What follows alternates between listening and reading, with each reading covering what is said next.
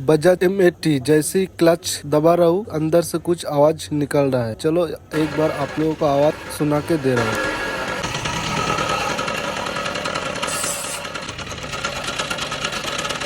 इसके अंदर दो बेयरिंग खराब हो चुका है, दो बेयरिंग को चेंज करूंगा तो सही हो जाएगा।